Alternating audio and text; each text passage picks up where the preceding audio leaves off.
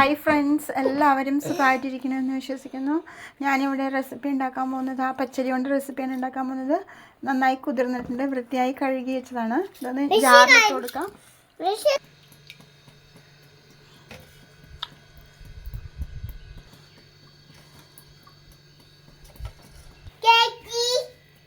ഇതാ കുറച്ച് ചെറിയ ജീരകം ഇട്ട് കൊടുത്തു.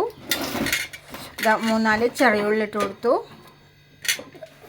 2 പച്ചമുളക് പാകത്തിന് നന്നായിട്ടൊന്ന് അരച്ചെടുക്കണം.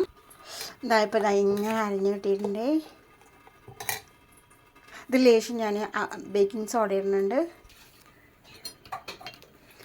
ലേശം ബേക്കിംഗ് സോഡ ഇടുന്നുണ്ട്, അല്ലെങ്കിൽ കോഴിമുട്ട ഉപയോഗിച്ചാലും മതിയാവും.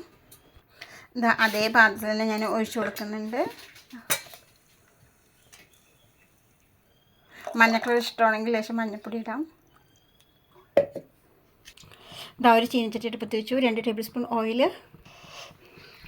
ലേശം കടുക് ഇട്ട് കൊടുത്തു. ലേശം കടലപ്പരിപ്പിട്ട് കൊടുത്തു. ഒരു മുറി സവാള, ഒരു കൊത്ത് കറിവേപ്പില, ലേശം തേങ്ങ ഇട്ട് കൊടുക്കുന്നുണ്ട്. ഇത് ആറിയിട്ടുണ്ട്. ഇതിൽ നമുക്ക് ഒഴിച്ചു കൊടുക്കാം. ഇതൊന്ന് എല്ലാവരും ഒന്ന് മിക്സ് ചെയ്ത് കൊടുക്കാം.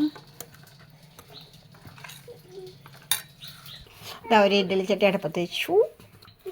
ഒരു ഇഡ്ഡലി തട്ടിൽ എണ്ണ കേട്ടോ പുരട്ടി കൊടുത്തിട്ടുണ്ട്. എണ്ണ സ്പ്രെഡ് ചെയ്തിട്ട് ഞാൻ അതിൽ ഒഴിച്ചു കൊടുത്തിട്ടുണ്ട്. ഇങ്ങനെ